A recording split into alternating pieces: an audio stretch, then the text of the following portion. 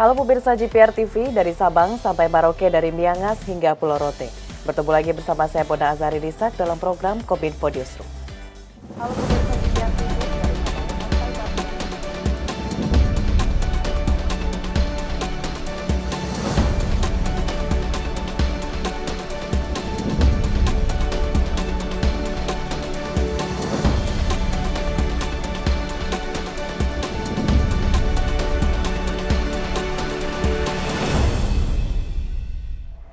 Pemirsa, kita ke informasi pertama. Badan Meteorologi, Klimatologi, dan Geofisika secara resmi mengakhiri peringatan dini tsunami di Maluku. Sebelumnya peringatan potensi terjadinya tsunami dikeluarkan BMKG akibat gempa bumi dengan magnitudo 7,5 di pantai utara Maluku Barat Daya pada dini hari Selasa 10 Januari 2023.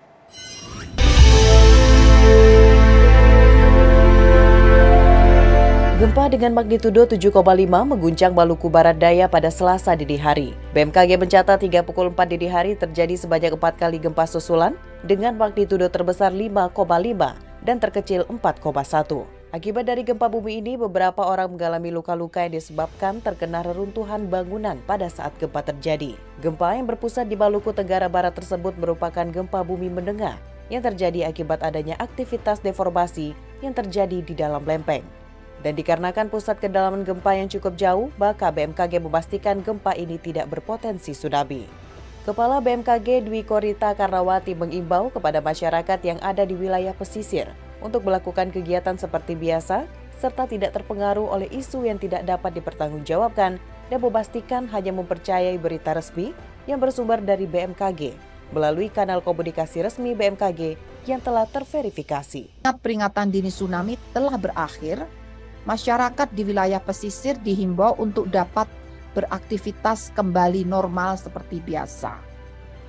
Kepada masyarakat dihimbau agar tetap tenang, tidak terpengaruh oleh isu yang tidak dapat dipertanggungjawabkan kebenarannya, dan menghindari dari bangunan yang retak atau rusak diakibatkan oleh gempa.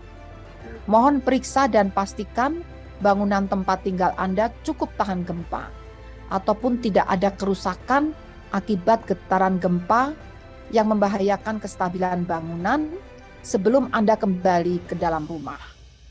Pastikan pula informasi resmi hanya bersumber dari BMKG yang disebarkan melalui kanal komunikasi resmi yang telah terverifikasi, yaitu Instagram atau Twitter @info_bmkg, website www.bmkg.go.id, atau Inatius BMKG Go.id.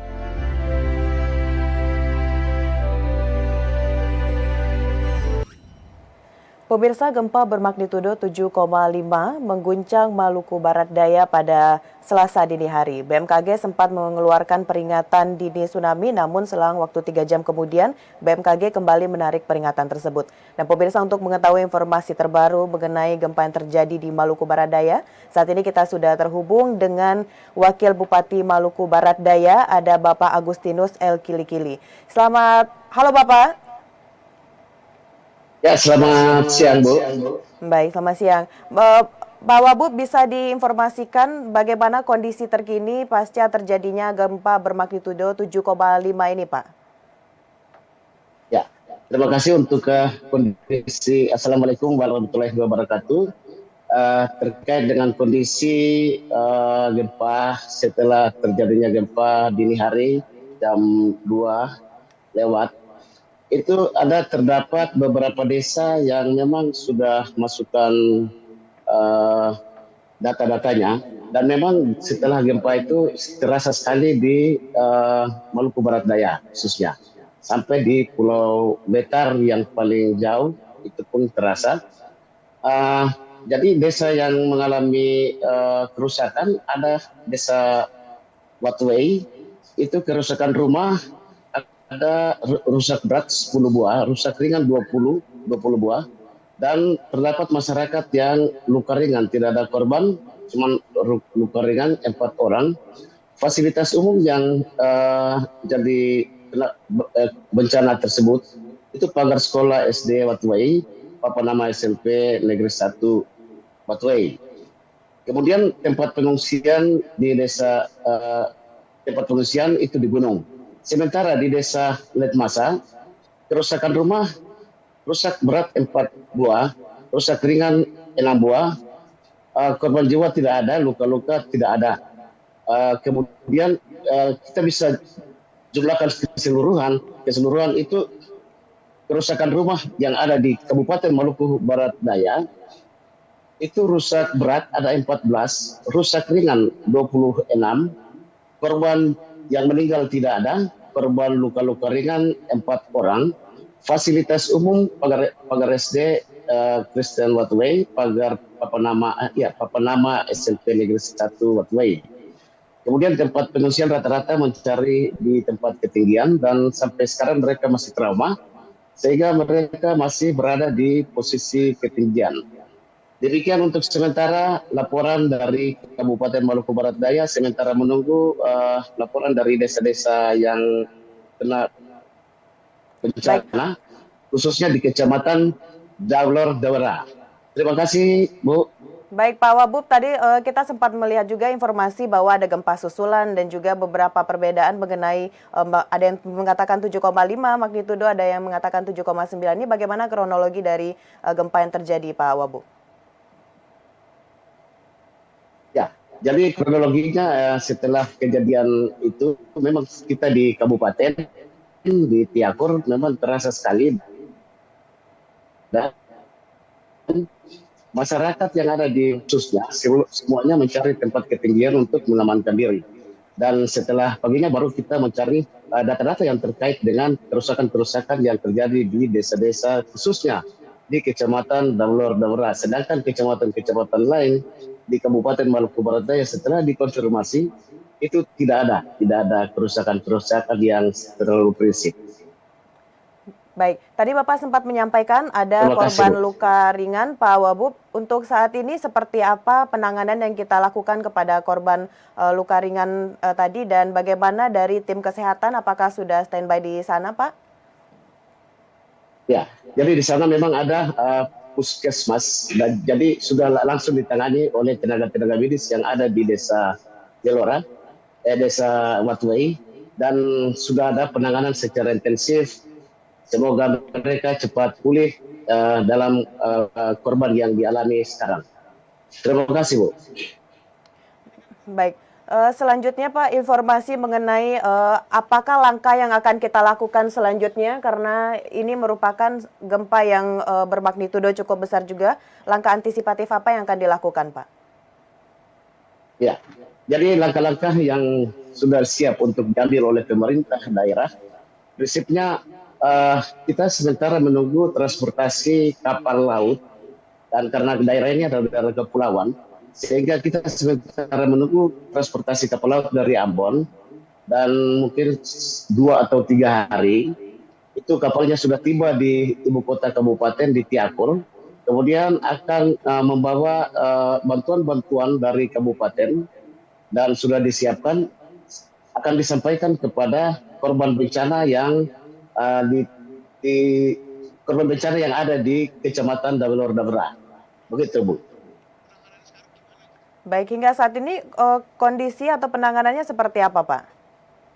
Yang terbaru, Pak Wabub? Ya, kalau sekarang ya, jadi yang terbaru memang sudah khusus untuk masyarakat yang sementara di tempat-tempat pengungsian, ada separuhnya sudah kembali setelah dicabutnya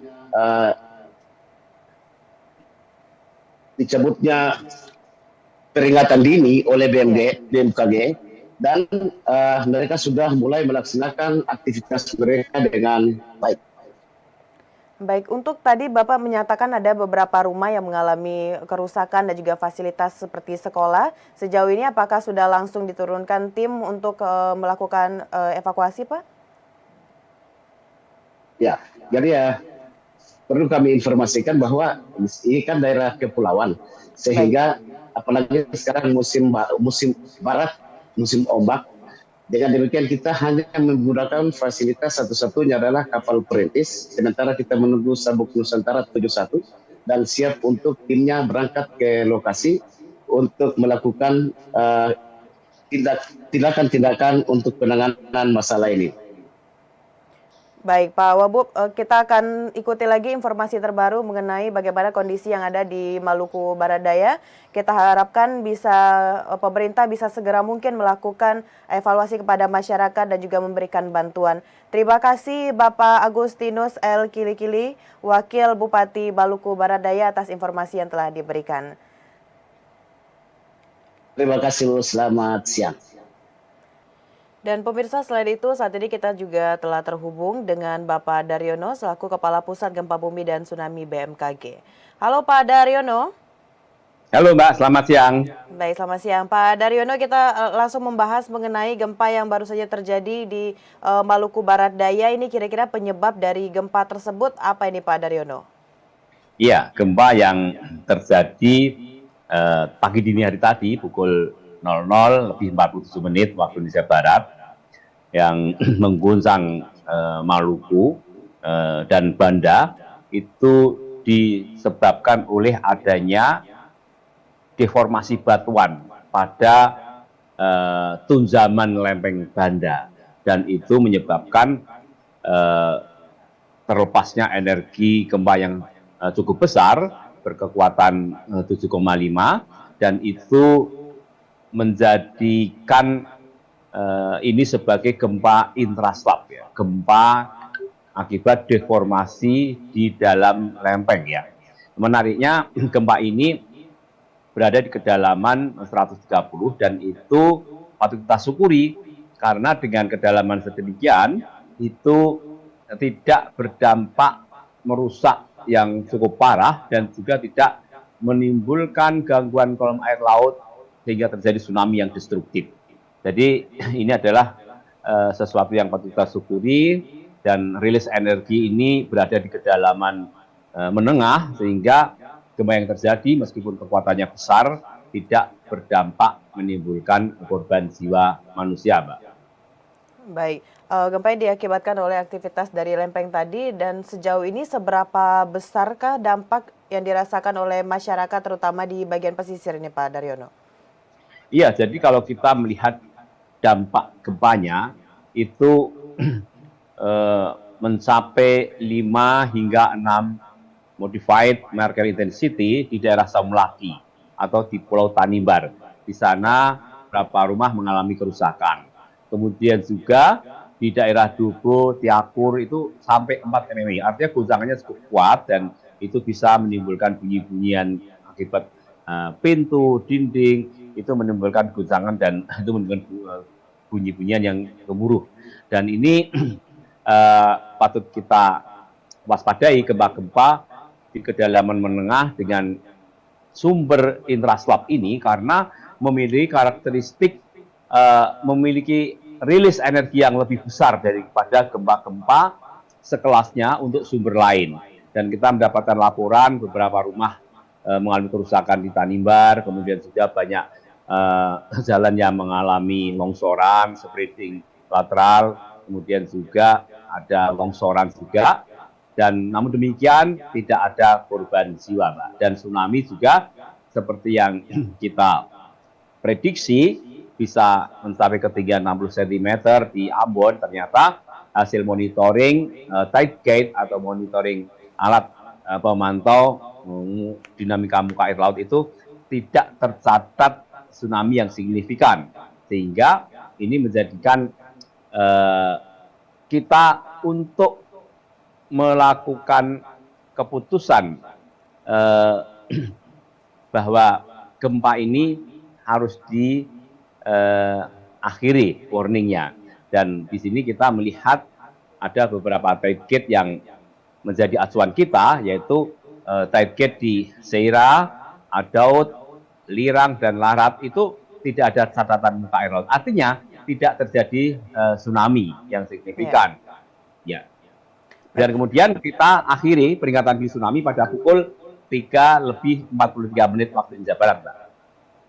Baik, berarti itu adalah alasan dari BMKG yang mencabut peringatan dini tsunami.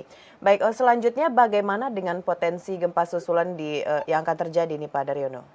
Ya, hasil monitoring BMKG hingga siang hari ini kita sudah mencatat sebanyak 9 aktivitas gempa bumi susulan yang mana kekuatan terbesar dari magnitudo gempa susulan ini berkekuatan 5,5 dan yang terkecil 4,1. Ini menjadi informasi yang bermanfaat bagi kita bahwa karakteristik batuan di zona gempa di Tunzaman Banda ini ternyata tidak menimbulkan gempa susulan yang banyak. Dengan ukuran 7,5 itu mestinya sudah banyak terjadi susulan, tapi ini hanya ada 9 dan kekuatannya di bawah 5, sehingga harapan kita kondisi ini akan segera normal kembali dan akan segera aman.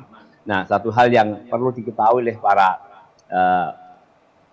masyarakat di pulau-pulau di Maluku, di Kepulauan Maluku, bahwa gempa ini sudah diakhiri peringatan tsunami-nya, sehingga masyarakat tidak usah melakukan pengungsian lagi dan terus melakukan aktivitas seperti biasa di pantai, seperti berdagang, kemudian mencari ikan, beraktivitas normal kembali. Demikian, Mbak. Baik, Pak Daryono, apakah gempa yang terjadi di Maluku Barat Daya ini ada kaitannya dengan gempa El Paputi, Pak Daryono? Tidak, jadi Baik. ini sumber gempa yang berbeda. Jadi kita itu memiliki banyak sekali sumber gempa, dan masing-masing sumber gempa itu memiliki kemampuan untuk mengakumulasi energi gempa. Kemudian sampai maksimum juga sendiri-sendiri mencapai proses itu. Dan sampai pada batas elastisitas batuan, sehingga terjadilah patahan yang menyebabkan itu pun juga sendiri-sendiri. Jadi tidak ada kaitan dengan rambatan gempa, kemudian penjalanan gempa, dan seluruh gempa yang terjadi berada di sumbernya masing-masing karena memang sudah saatnya rilis energi, Mbak. Baik, terima kasih Pak Daryono atas informasi terkait dengan gempa yang terjadi di Maluku. Kita berharap dari BMKG terus memberikan informasi kepada masyarakat, update informasi yang ada di Maluku. Terima kasih Pak Daryono telah hadir di Kominfo Newsroom kali ini. Ya. Selamat melanjutkan aktivitas Pak Daryono. Terima kasih Kak, terima kasih Mbak. Baik pemirsa, usai jeda pariwara kami akan kembali dengan berbagai informasi lainnya. Tetaplah bersama Kominfo Newsroom.